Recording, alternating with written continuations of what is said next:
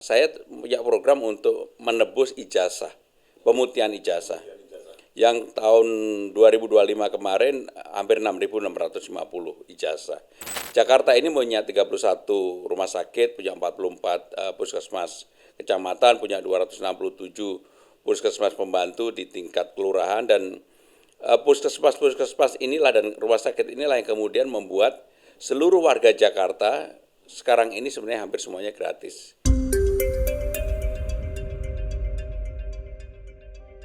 Ke Jakarta Aku Akan Kembali adalah lagu pop yang kita kenal cukup lama. Saya masih ingat ketika zaman mahasiswa lagu ini banyak sekali dikumandangkan. Nah, sebetulnya saya juga bagian dari itu, Mas Pram. Saya datang ke Jakarta 1969 dan merantau ke Boston hampir 2 tahun. Kemudian juga di Berkeley, California hampir 5 tahun. Dan terakhir di Oslo, Norwegia, 5 tahun. Dan saya keep coming back ke Jakarta. Kembali ke Jakarta setiap kali. Dan Jakarta memang punya magnet dan punya cuan, kalau saya nggak salah. Dan bukan hanya mereka yang pernah di Jakarta yang kembali, tapi juga pendatang baru setiap tahun. Nah, Jakarta pernah diusulkan untuk menjadi kota tertutup, tapi saya senang Gubernur Pramono Anung tidak menutup Jakarta. Karena Jakarta adalah milik kita semua, milik Indonesia. Nah, penduduk Jakarta tentu bertambah cukup banyak. Kalau saya tidak salah 10 juta pada malam hari dan 13,5 juta pada siang hari. Saya sering miris melihat kesenjangan yang menajam di Jakarta. Banyak orang miskin, banyaknya yang tidak bekerja, banyak yang tidak punya rumah, mereka tidak sejahtera. Pak Gubernur, saya ingin mengangkat topik Jakarta sejahtera karena saya percaya mimpi pendiri negara ini adalah mendirikan negara kesejahteraan atau welfare state. Saya mengajarkan mata kuliah welfare state, Pak Gub, di UGM, dan itu kuliah 1 semester. Tidak mungkin dalam 30 menit podcast kita bisa menjelaskan mengenai semua hal ini. Selamat jumpa Pak Gubernur Pramono Anung atau Mas Pram. Kita jumpa dalam acara perdana Quo Vadis Indonesia. Selamat tahun baru Mas Pram. Selamat tahun baru kepada semua warga Jakarta yang menyaksikan Quo Vadis Indonesia, dan selamat kepada siapapun yang mencintai Jakarta. Mas Pram, saya mulai pertanyaan saya ini. Indonesia, menurut saya, tafsir saya adalah negara kesejahteraan. Ini tafsir membaca pasal 33, pasal 34, dan pasal 28, dan banyak undang-undang yang lain. Tapi kita jarang membicarakan hal ini. Kita bicara pertumbuhan ekonomi, harus di atas 5%, 8%. Kita bicara mengenai pilkada, bicara mengenai pemilu, tapi tidak bicara mengenai negara kesejahteraan. Nah, buat saya, kalau negara Indonesia sejahtera, maka semua provinsi juga mesti sejahtera. Dan kesejahteraan itu dimulai dari provinsi sebetulnya. Nah, bagaimana Gubernur Jakarta melihat hal ini? Jadi yang pertama, Bang Todung, penduduk Jakarta hasil survei terakhir di tahun 2024 adalah 11 juta 10 ribu. 11 juta. Oke. Ya, 11 juta. Dan kalau di siang hari, di rush hour itu ada penambahan antara 4,2 juta. Jadi sekitar 15,2 juta penduduk yang kemudian harus menjadi perhatian dari pemerintah Jakarta. Dan untuk itu, apa yang harus dilakukan? Memang salah satu problem utama dan serius Jakarta adalah masalah Gini rasio. Perbedaan orang mampu dan tidak mampu.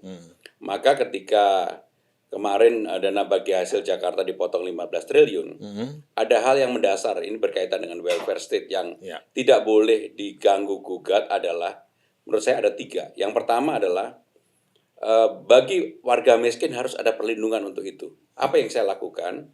Maka yang saya lakukan KJB, Kartu Jakarta Pintar, yang jumlahnya 707.900 520.000. Itu bagi warga yang tidak mampu, mereka tetap berhak harus mendapatkan itu. Karena KJB itu bukan semata-mata hanya mendapatkan beasiswa, tetapi juga membantu kehidupan dalam keluarga. Karena rata-rata mereka menerima antara 350.000 sampai dengan 400.000. Dan itulah yang kemudian digunakan untuk kehidupan masyarakat yang tidak mampu. Yang kedua adalah KJMU, Kartu Jakarta Mahasiswa Unggul. Sehingga saya termasuk yang percaya untuk memotong garis ketidakberuntungan, yang paling utama dan terutama adalah pendidikan. Maka KJMU kalau dulu yang jumlahnya 17.696, kalau dulu hanya untuk S1, sejak di era saya menjadi S1, S2, dan S3. Bahkan saya sedang mempersiapkan untuk LPDP tapi yang dikelola oleh Pemda DKI Jakarta. Karena saya berkeyakinan pendidikanlah yang akan bisa memotong garis ketidakberuntungan. Dan itu akan kami lakukan.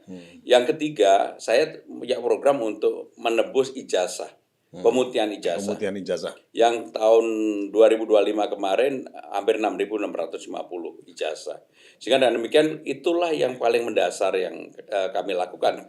Tetapi yang tidak kalah pentingnya adalah masalah kesehatan. Jakarta ini punya 31 rumah sakit, punya 44 puskesmas kecamatan, punya 267 puskesmas pembantu di tingkat kelurahan, dan puskesmas inilah dan rumah sakit inilah yang kemudian membuat seluruh warga Jakarta sekarang ini sebenarnya hampir semuanya gratis. Karena mereka BPJS, terutama bagi warga yang tidak mampu. Sehingga untuk bertahan hidup dasar aja sudah ada. Nah, problemnya adalah bagaimana lowongan pekerjaan, bagaimana Jakarta menjadi terbuka.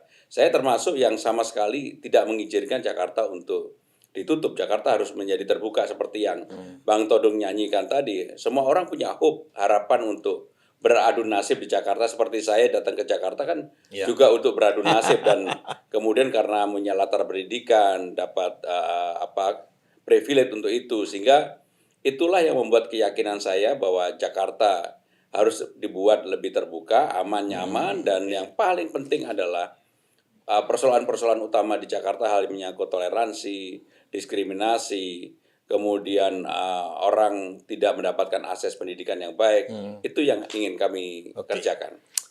Ya, kita akan bicara lebih detail mengenai hal ini, Mas Pram.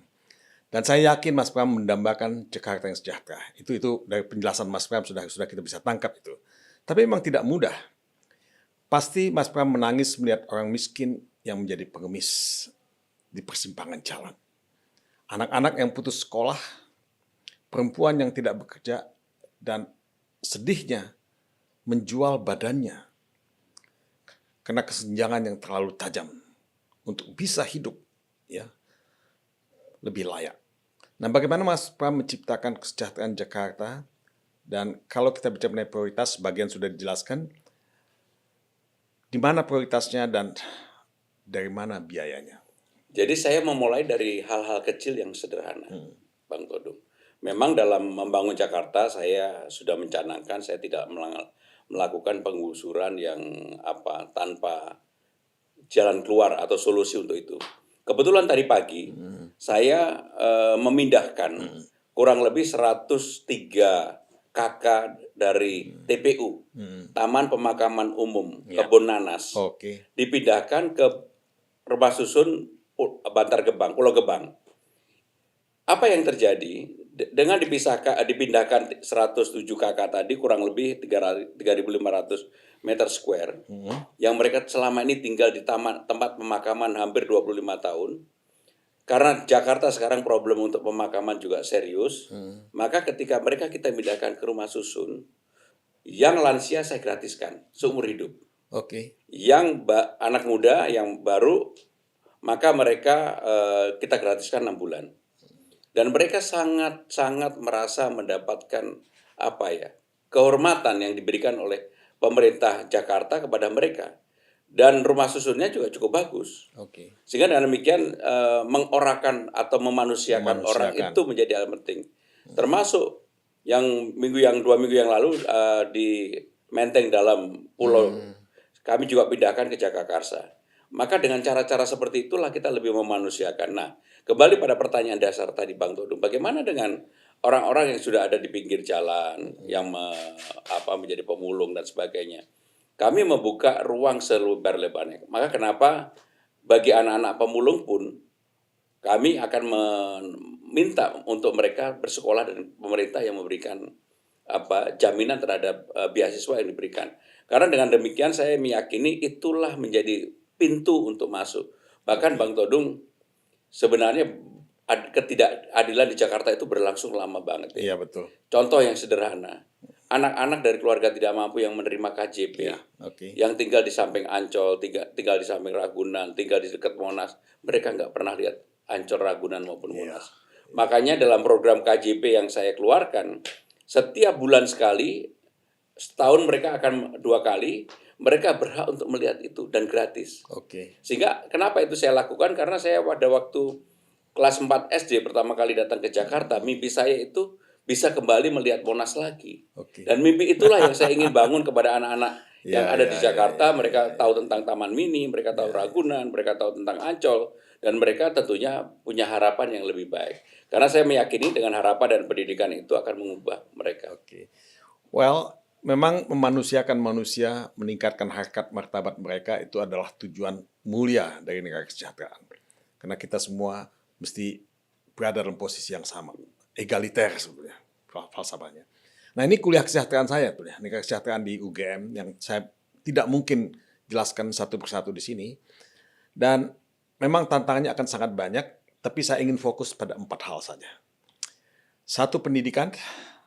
2, healthcare, pelayanan kesehatan. 3, employment atau pekerjaan. Dan 4 tuh old age pension. Nah ini saya penting jelaskan old age pension ini, Mas Pram. Karena kalau konsep pensiun kita itu terbatas.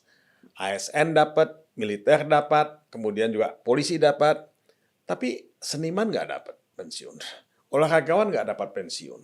Kemudian pekerja kaki lima tidak dapat pensiun. Nah mereka juga berhak. Mungkin mereka tidak bisa bayar pajak karena pendapatan mereka, tapi dalam konsep negara kesejahteraan semua punya hak untuk mendapatkan pensiun. Nah ini tidak gampang. Tapi kita mulai dengan pendidikan aja dulu, Mas Pan. Ini adalah hak kesejahteraan paling penting.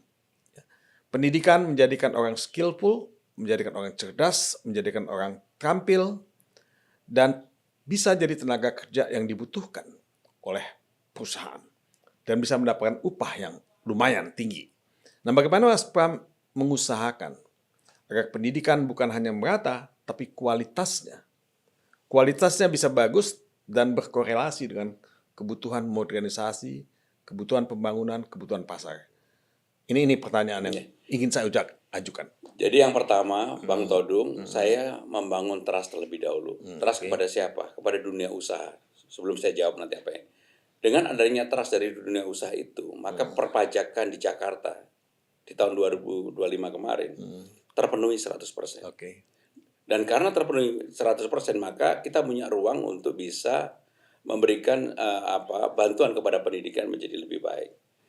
Karena untuk itu, mungkin satu-satunya di Republik ini, PBB untuk sekolah swasta saya gratiskan. PBB untuk sekolah swasta digratiskan? Kami gratiskan. Kenapa digratiskan?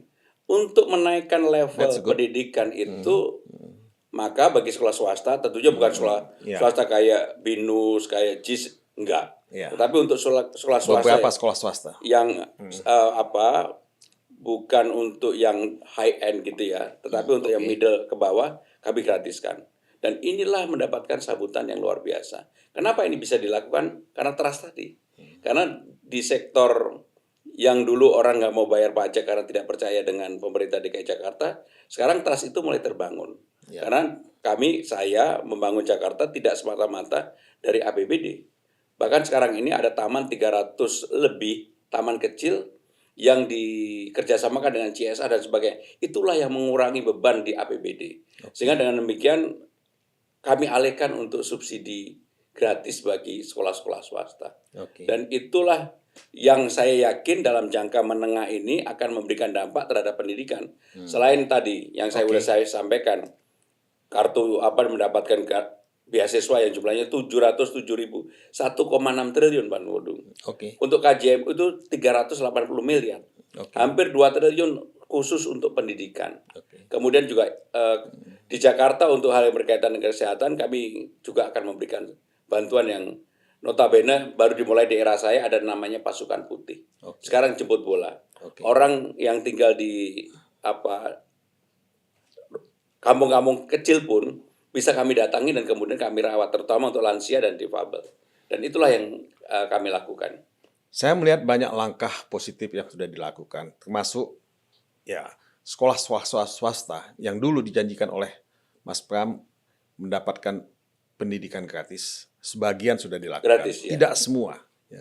Tidak semua. Tapi tetap saja ini kan membutuhkan biaya yang besar.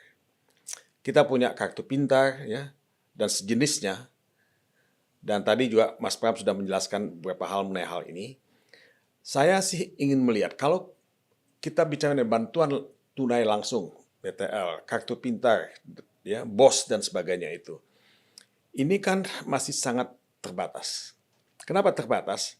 Karena ini sifatnya menyasar 40% penduduk lapis bawah. Bansos kan sebetulnya polisinya seperti itu. Nah, tapi kan hak akan pendidikan itu adalah hak universal. Semua anak bangsa, semua warga negara. Nah, mereka juga mesti dibantu. Nah, ini sebagian sudah dibantu sekolah swasta, kalau saya lihat tadi. Nah, tapi saya melihat semangat BOS, semangat kartu pintar dan sebagainya itu semangat charity, kedermawanan. Bukan sifat universal membantu mereka, anak-anak bangsa ini. Karena kita bukan hanya bicara mengenai pemerataan, tapi kualitas pendidikan yang lebih tinggi. Nah, bagaimana kita bisa membuat layanan pemerintah Jakarta untuk semua warga negara, anak-anak bangsa, bisa mendapatkan pendidikan yang merata, yang kualitasnya lebih baik? Ini pertanyaannya. Jadi di Jakarta itu, Bang Todung, sebenarnya pendidikan negerinya kan infrastrukturnya sangat lengkap sekali. Okay. Nah, memang kemudian ketika negeri ini sudah digratiskan, ada problem persoalan ketimpangan bagi sekolah-sekolah swasta, terutama sekolah swasta keagamaan. Ya. Nah, inilah yang kemudian menjadi perhatian kami untuk ada keadilan untuk itu. Okay. Maka kenapa PBB-nya kami gratiskan, dan beberapa sebenarnya sekolah swasta juga udah mulai gratis. Saya termasuk yang mengapresiasi dan setuju dengan keputusan MK. Yang sekolah digratiskan untuk swasta. Karena memang pendidikan menurut saya itu menjadi tanggung jawab pemerintah. Dan Jakarta mempunyai kemampuan untuk itu. Saya tidak cerita di provinsi lain, ya. Nah, makanya kenapa kemudian kami sekarang sedang mempersiapkan itu. Kita mulai dengan PBB-nya yang sudah kita bebaskan. Okay. Dan kita juga sudah mulai memberikan subsidi terutama untuk sekolah-sekolah SD dan PAUD. Nah, inilah yang akan kami lakukan. Tetapi sekali lagi saya termasuk yang sangat percaya bahwa kemajuan bangsa itu sangat ditentukan oleh pendidikan. Dan itu yang menjadi prioritas saya yang utama untuk Jakarta saat ini. Sebagai dosen, Mas Pram, saya bahagia mendengar pernyataan itu. Karena saya juga menganggap pendidikan sebagai hak konstitusional setiap anak bangsa. Nah, kita juga sudah punya 20% anggaran pendidikan di APBN. Nah, saya nggak tahu sejauh mana itu efektif atau tidak, tapi dalam bayangan saya, anggaran 20% pendidikan di APBN itu sudah bisa menyekolahkan anak-anak Indonesia bukan sampai SMA, SMU, tapi sampai S1. Nah, karena kita ini kalau bicara pendidikan, seharusnya minimal S1. S2 dia biar cari beasiswa sendiri, dengan S3 juga begitu, tapi S1 harusnya iya. Ini untuk mampu bisa menjadi tenaga kerja yang terampil. Nah, apakah Jakarta bisa melakukan itu dengan kondisi keuangan yang mungkin karena efisiensi dipangkas? Nah, ini kan beban yang besar. Apakah ada jalan keluar? Apakah ada terobosan untuk ini, Mas? Jadi APBD Jakarta di tahun 2025 kemarin 91 triliun. Sebenarnya di tahun 2026 akan menjadi 95 triliun. Tetapi dipotong 15 triliun. Sehingga dengan demikian sekarang menjadi 81 triliun APBD-nya. Ya. Nah, dengan APBD itu yang saya udah tegaskan yang tidak boleh diganggu adalah pendidikan. Kesehatan. Oke. Jadi dua ini yang tidak boleh diganggu sama sekali. Maka kemudian apa yang kita lakukan untuk menyusun itu ya tentunya hal-hal yang berkaitan dengan pembangunan fisik. Oke. Nah, untuk melakukan pembangunan fisik, kami melakukan kemudahan. Apa yang disebut dengan kemudahan? Yang pertama ada yang disebut untuk KLB, koefisien luas bangunan. Jadi orang kalau mau membangun bangunan yang tinggi itu kan memang ada hitung-hitungannya. Iya. Sebagai contoh lah yang baru saja diselesaikan di Wisma Nusantara, Oke. di Hotel Pullman, karena mereka mau membangun lebih tinggi, karena sekarang kita buat transparan, sehingga keluarlah angka 453 miliar. Oke. Nah, angka inilah yang dulu tidak terbuka. Sekarang saya buat terbuka, Oke. siapapun tahu, prosesnya cepat, sehingga membuat pengusaha juga percaya. Kenapa ini saya sebutkan terbuka? Karena pengusahanya juga tahu angka ini. Ya. Nah, 453 miliar itulah yang kami gunakan untuk membangun Jakarta. Oke. Nah, itu baru satu gedung. Kalau ada 2, 3, 4, 5 gedung, tentunya inilah yang akan kita gunakan untuk membangun Jakarta. Dan cara membangunnya supaya dananya tidak habis, mereka yang membangunkan. Kita yang appraisal. Oke. Sehingga dengan demikian kami tidak sama sekali terlibat dalam proses tender dan sebagainya. Dalam waktu dekat ini Bang Todung, misalnya lah yang akan dibangun oleh yang dihasilkan dari dana ini antara Pullman, Mandarin, Kempinski dan Grand Hyatt kita hubungkan lewat bawah terus masuk ke MRT Underground. Okay. Dan saya akan menyambungkan dari Bundaran HI ini sampai dengan Duku Atas. Siapa yang membangun? Ya nanti sepanjang gedung yang ada di tempat itu. Sehingga kita sama sekali tidak menerima uang sesen pun. Yang kita terima adalah bagaimana dibangun itu. Itu bagian dari trust kepercayaan yang dibuat. Sebenarnya ini dulu sudah dimulai ketika zaman Ahok. Ya. Ketika dia membangun Semanggi. Ya. Nah nanti di Semanggi kami juga membangun untuk itu. Okay. Dan 100% dananya dari swasta. Nah itulah cara saya membangun Jakarta. UMP Jakarta itu hanya 5,73 juta per bulan. Nah apakah ini cukup layak atau tidak? Karena dia dikritik. Karena dia berada di bawah kebutuhan hidup layak. Kalau kita bicara mengenai negara kesejahteraan itu kan milik semua warga negara. Bukan hanya milik ASN, bukan hanya milik polisi atau tentara. Nah, bagaimana kita bisa mengakomodasi semua warga negara yang bukan pegawai, bukan tentara, bukan polisi itu mendapatkan pensiun?